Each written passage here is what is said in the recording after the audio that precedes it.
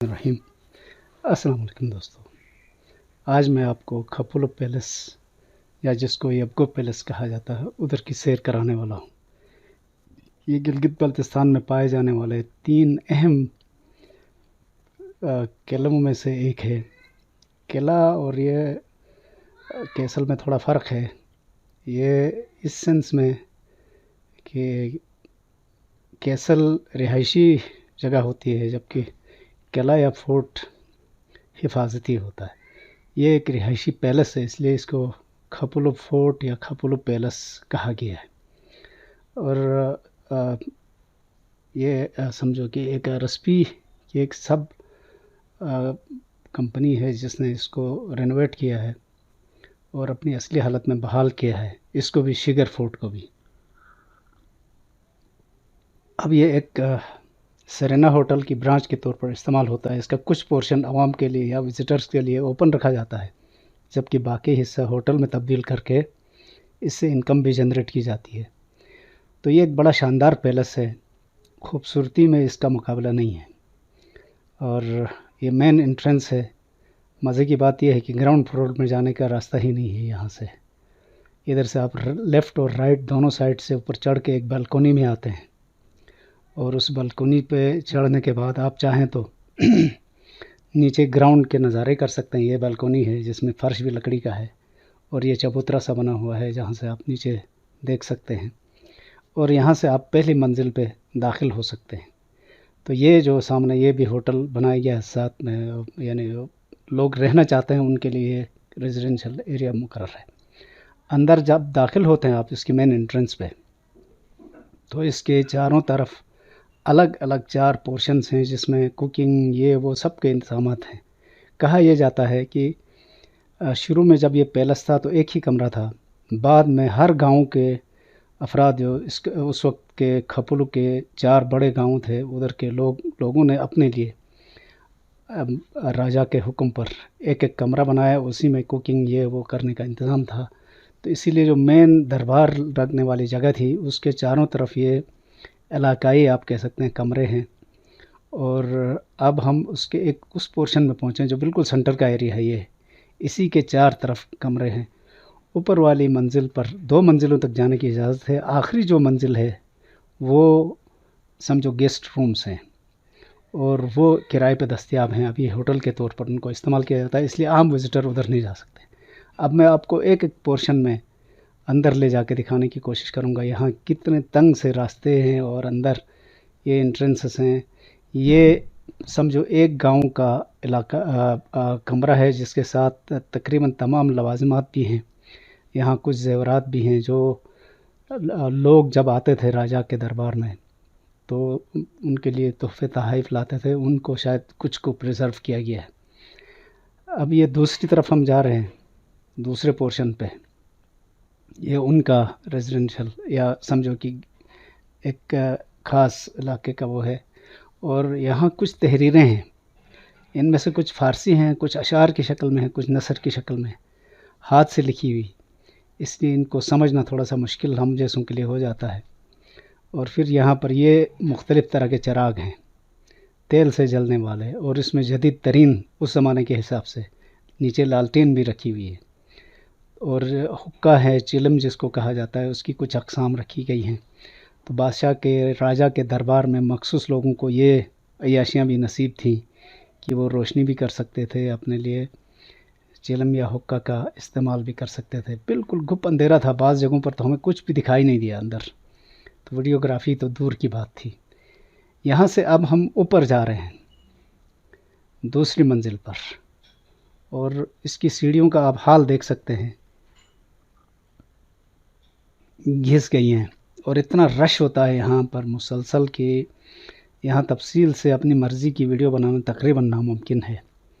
اس کے لیے شاید پرمیشن لے کے کسی دن سب کو بند کر کے، یعنی وزٹرز کو آف رکھ کے اس کی ویڈیوگرافی کی جائے تو ممکن ہے، ادروائز نہیں۔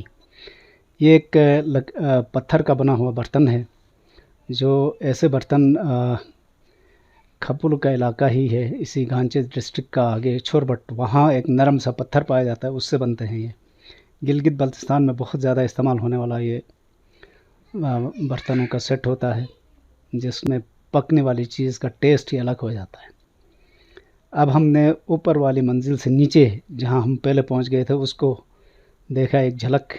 ये टॉप वाली मंजिल है जहाँ हम जा नहीं सकेंगे, और इसमें आप मेहनत देखें, कार्विंग ये वो बहुत ज़्यादा, क्योंकि उस वक्त फुर्सत ही फुर्सत थी। ये पुराने ज़माने के कुछ बर्तन हैं और स्टोर्स हैं। दरअसल ये कॉपर के बने हुए बहुत बड़ा पानी का बर्तन है।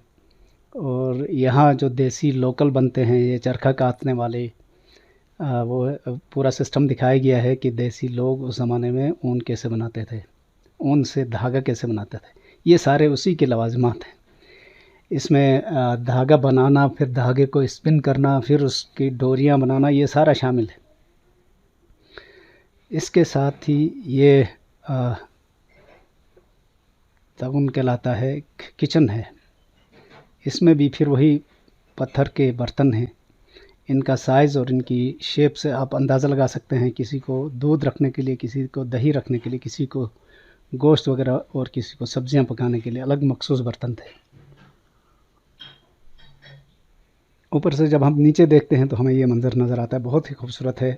और साइड का ये कमरा सा है। असल में वहाँ 3-4 कमरे हैं जो होटल के तौर पर यूज़ होते हैं। ये नीचे ज़िंदान है।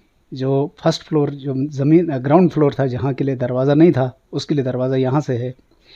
और ये ज़िंदान है। उस गुप्त अंधेरे ज़िंदान में इन जो मुजरिम थे उनको बंद किया जाता था। ये फिर एक किचन है। मैंने कहा था ना, हर साइड पे अलग किचन है। यहाँ के बर्तन हैं मुख्तलिफ़ तरह के, ज़्यादातर वो लकड़ी के हैं या पत्थर के, और कुछ ये पीतल तांबे के बर्तन भी हैं। ये बर्तन उस वक्त सिर्फ राजाओं के पास होते थे। आवाम के पास या मिट्टी के या फिर पत्थर के बर्तन होते थे। ये लिबास है देसी लोकल हैंडमेड है। जो वाइट है वो मेल का लिबास है और ब्लैक जो है वो फीमेल का।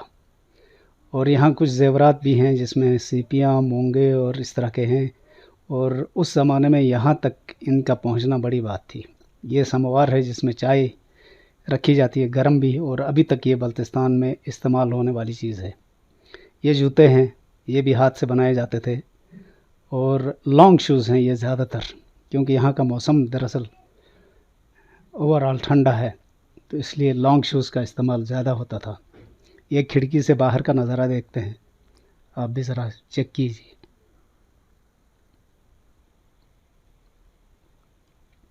फिर वही नीचे लॉन हमें दिखाई दे रहा है। और ये गैलरी में लोग हैं इतने ज़्यादा, मुझे तो कभी कभी डर लगता है कि ये जो भी हो, रेनोवेशन बेशक हुई है, लेकिन है तो बहुत पुराने, 600-700 साल पुरानी इमारतों के लकड़ियां हैं। उसके ऊपर इतना भरोसा नहीं करना चाहिए। ये पैमाने है, एक तरह का तराजू है देसी। और इसी तरह ये नीचे जो बिछौना है, इस तरह ये जानवरों की खाल से बनाया गया थैला है जिसमें आटा, गंदम वगैरह स्टोर या ट्रांसपोर्ट किया जाता था। अब ये लकड़ी के ऊपर जो कार्विंग है वो ज़रा देखें। तो उस ज़माने के लोगों के पास बड़ी फुर्सत भी थी। असल में राजाओं या बादशाहों को इतनी महारत या लोगों के ऊपर इतना कंट्रोल था कि जो चाहें वो बनवा सकते थे। ये आगे एग्रीकल्चरल टूल्स हैं, और इसमें बहुत सोफिस्टिकेटेड टाइप का ये ज्वेलरी बॉक्स है जिसमें राजा की फैमिली के लोग अपने ज़ेवरात रखते होंगे।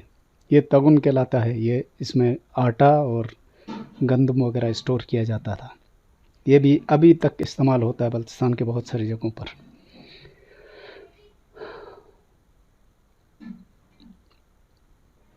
इस पैलेस में अंदर खो जाने का ख़तरा होता है, पता नहीं चलता। इतने दरवाजे और इतने छोटे छोटे कमरे कि आप कहाँ से चले थे और एंड कहाँ पर होगा ये नहीं पता। ये भी पैमाने हैं मुख्तलिफ़ तरह के, गंदम, मकई और आटा वगैरह तोल के, नाप के, उसको दूसरों से लेना देना, खराज वगैरह इनके ज़रिए वसूल किया जाता था। ये नीचे एक छांटी वाला सिलसिला है कि गंदम या दूसरी फसलों को वो कैसे, ये भी खलियान में इस्तेमाल होने वाले एग्रीकल्चर टूल्स हैं।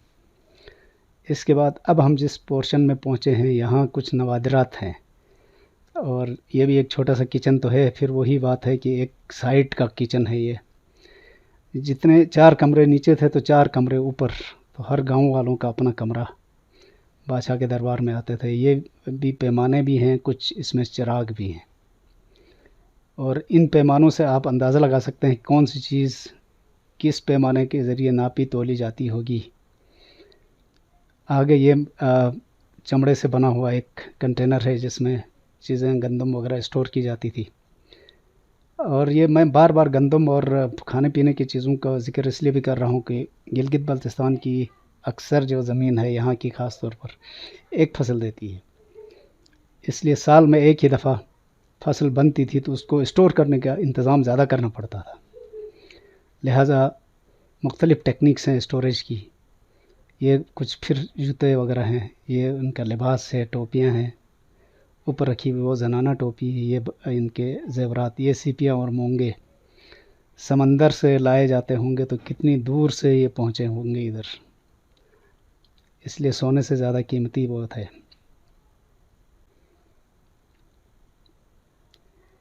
ایک سائڈ سے ہم نے باہر دیکھا، یہ خوبانی کے پھل پک کے تیار ہیں، یہ بھی ایک پیمانہ ہے۔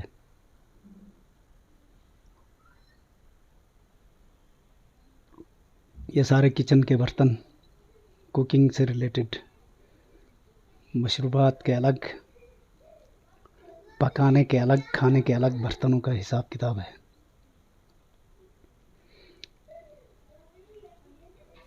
اور جگہ جگہ آپ کو ایک اور چیز نظر آئے گی، طاقچے، جہاں اپنی ضرورت کی چیزیں رکھی جاتی ہوں گی، اور انٹرنس پر شروع میں کچھ ہتھیار ہم نے دیکھے تھے، وہ ادھر ہی رکھے جاتے تھے، کیونکہ اگر کوئی خدا نخواستہ کوئی ایسا ایشو ہو جاتا ہے تو سب سے پہلے مرحلے پر ہی ان کو ڈیفینڈ وہیں پہ کیا جائے۔ اب ہم اسی پیلس کے ایک اور پورشن میں پہنچ چکے ہیں، یہاں سے چڑھ کے آپ دوسری طرف جاتے ہیں تو ہمارے سامنے جو ایگزسٹنگ پیلس ہے اس کی تفصیل آ جاتی ہے۔ یہ سائٹ والا پورشن ہے جو ابھی ایک ریسٹورنٹ کے طور پر استعمال ہوتا ہے یا گیسٹ ہاؤس کے طور پر استعمال ہوتا ہے، اور ادھر سے دیکھیں تو یہ قلعے کا فرنٹ، بار بار میں کہہ رہا ہوں، یہ پیلس سے اس کا فرنٹ نظر آتا ہے، بڑا خوبصورت فرنٹ ہے۔ یہ سارا دیکھنے کے بعد اب ہم واپس جا رہے ہیں باہر، تو ہمارے ساتھ آپ چلتے رہیے، دیکھتے ہیں ہم کہاں پہنچ جاتے ہیں۔ یہ لان تھا، اس کے اندر یعنی جب ہم باہر جانے کے لیے اس دروازے سے باہر نکل آتے ہیں تو یہ غالباً ویٹنگ روم ہے، یہ ویٹنگ روم ہے، یہاں سے پوچھ گچھ کر کے اندر بھیجا جاتا ہوگا، اور یہ لاسٹ والا دروازہ ہے، آخری۔ اور کہتے ہیں کہ بادشاہوں کے اکثر جو یہ تو نارمل ہے، دروازے چھوٹے رکھے جاتے تھے تاکہ لوگ جب اندر داخل ہوں تو جھکتے ہوئے آ جائیں، کیونکہ راجاؤں کی جو ادب احترام بہت ضروری تھا ان کا، اس کے لیے یہ سسٹم بنا ہوا تھا۔ اب ہم اس گیٹ سے باہر آئے ہیں تو ساتھ میں یہ رائل کاٹیج ہے، اس کے ساتھ ہی ہماری آج کی ویڈیو کا ٹائم ختم ہوا۔ تب تک نیکسٹ اس تک کے لیے اجازت دیجیے، اللہ حافظ۔